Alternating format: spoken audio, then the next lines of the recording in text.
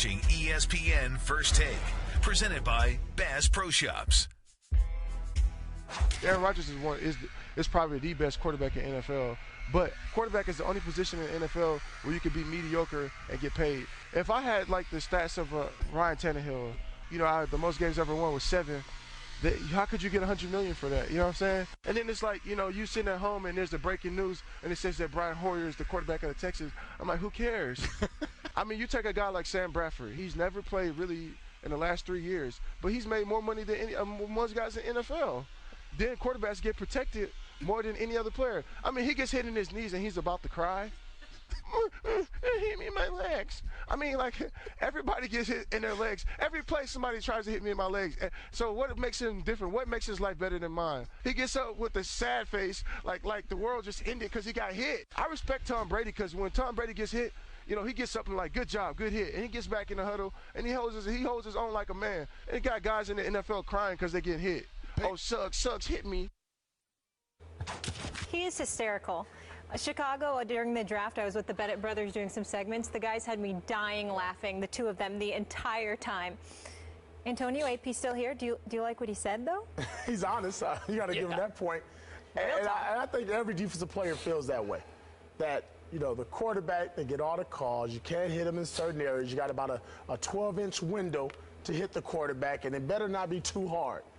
But the point about them being the highest paid, look, it's only 32 of them. Yeah. And every year in college football, you get a good handful of quarterbacks, and only 2 or 3 are going to pan out. So there's 64 star defensive ends in the National Football League, and you rarely lose a game because a defensive end had a bad game, unless it's a certain play or just throughout the game, it happens. But if you got a bad quarterback, play or average, below average quarterback play, you're going home every January. December, you all spat. You tell the kids, get ready, we're moving on to the next vacation home. So I get his point, and I think all defensive players, we laugh at it. All NFL players, we get it. But the bottom line is, you got to pay the franchise quarterback. And again, you're going to pay the average quarterback elite money because of just the number in the system and the way things are played out in the National Football League. But what I love more importantly is he's speaking the truth. He's speaking what a lot of guys want to say, and another thing. I give him credit with Tom Brady because I feel the same way. We had our battles in the Super Bowl and at Week 17 and throughout my career. He was one of the only quarterbacks, along with Phillip Rivers, Big Ben, that when you hit him, he said, good job. Like, they're like, bring it on. And that motivates you even more. There's a lot of other quarterbacks that every time they're sitting there flopping, looking at the referee, and that you don't respect. Yep. Stephen A. There are 4 guys that this industry is going to need to worry about because they're coming for people's jobs. That's the McCourty twins and Michael and Martellus Bennett. I love them brothers. They're honest, they're straightforward, they let you know where they stand, they don't pull punches. And as far as I'm concerned, in all my years, the few times that I've communicated with them both, there's not a deceitful word in their body. They say what is real, and I respect it. Do I think that Michael Bennett, to some degree, is a little bit misguided? Yes. But only from the perspective that, and I've had this debate with Ray Lewis as well, and I'm sure I'd probably have it with Antonio Pierce right now, because defensive players, they're like, look, man, these dudes are men just like us. We got to be subjected to this. So should they. The only reason I disagree with that when it comes to a quarterback is because you're out there throwing the football. You're at the mercy of the defender coming your way in terms of protection. It's not like you get to stand up and fight. It's not like you get to sit up there and block with them or tussle with them. You are literally helpless in terms of absorbing and taking the punishment that is aimed in your direction. So the notion that the quarterback should be treated the same as anybody else on the football field, I respectfully disagree with that, because they're not in a position where they get to defend themselves most of the time. And I do believe that the league is right to protect them to some degree. Do I believe the league is excessive? Yes, I do. I think some of these calls are incredibly ticky-tack. I think it really rubs me the wrong way. You shouldn't be going at a guy's knees.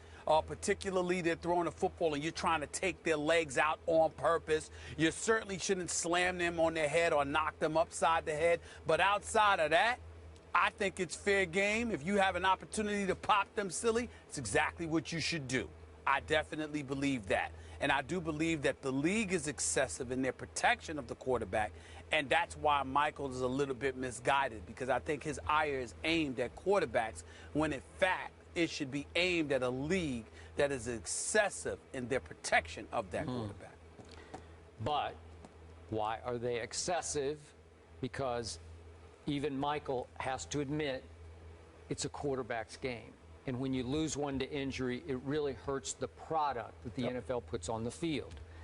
By the way, when I read this last night, there's not much that makes me laugh out loud. I laughed out loud 3 times just reading before I heard it on Ryan Tannehill and Brian Hoyer. That's not breaking news. That's funny. And Sam Bradford. And you know what? You made the point, well, there are only 32 of these guys. But the truth is, there's really only like 15 or 16 of these guys that can really play. That can really do it at the highest level. You can't, as you say, you're going home without one. Well, 15 or 16 that you can count on to take you to the playoffs. I was getting ready to say to you, I don't think there's maybe not even that high. Well, you could argue I don't think there's that many. You could argue. You could. Right. I'm with you.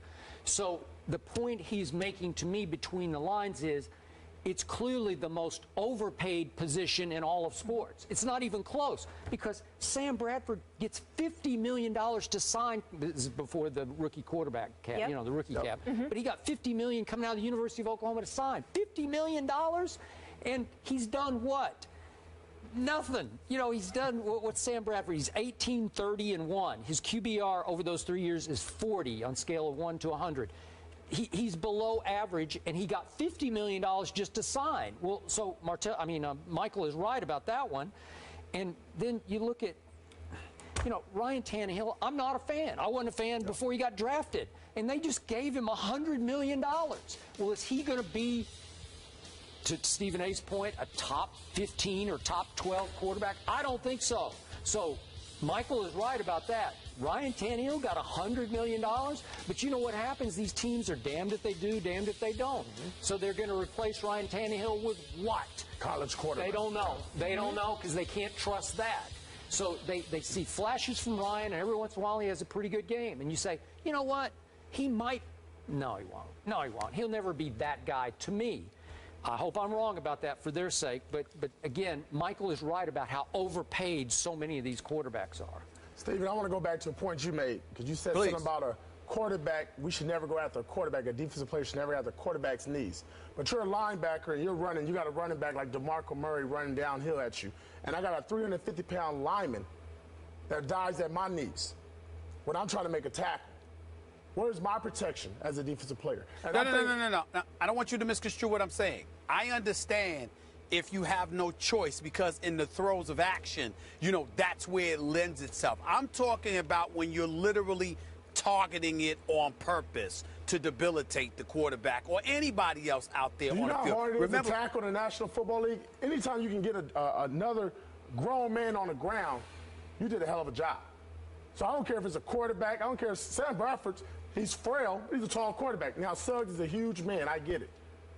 He chose to go that route. But guess what? If he'd hit him in the head, not only would he got flagged. I agree. Not only would he got flagged, but he would have had a big fine. He would have. But which is why I'm telling you, Antonio, I point the finger at the league as opposed to you guys as defensive players. But I want you to also understand, I am not in any way trying to say that it's wrong to tackle a quarterback or any other player at their knees. I'm saying to you, it's a difference between doing it and targeting it. If you remember that kid Swearinger a couple of years ago, when he hit Dustin Keller in a preseason game, he said, if I hit him in the head, I would get fined. But damn, you literally dove and lunged at his knees. You couldn't have lunged at his chest. You couldn't have lunged at his stomach. You couldn't have lunged at his waist. Come on, bro. All I'm saying to you is that I'm not in any way, again, I didn't play like you guys did on the NFL level. I defer to your expertise. But I'm saying, don't tell me that you haven't seen guys that will go out there and literally target those areas, and it ain't to avoid fines. It's because you literally want to shatter a dude's leg and take him out of there, something like that. I'm just saying something like that is something that you should be striving to avoid. That's all I mean by that. If you can't help it, you can't help it, because you're in the throes of action, and we understand that. But you know better than me that there are guys that can't help it because in the throes of action, that's something that occurs, and there are guys that literally went out there targeting something like that. You know that happens. Yeah, and I don't have a problem with that because that's the sport you chose to play. That sport hurts. Football ain't for everybody. And if you don't want to get hit in the knees, you don't want to get hit in the chest, you don't want to have to get hit accidentally in the head, don't sign up for football. Mom and dad, put these guys in Little League baseball, But volleyball, I any got to other stop sport. you because you just said it. You just said it. If you're going to sign up, sign up. If you're going to get accidentally hit in the head, we ain't saying accidental.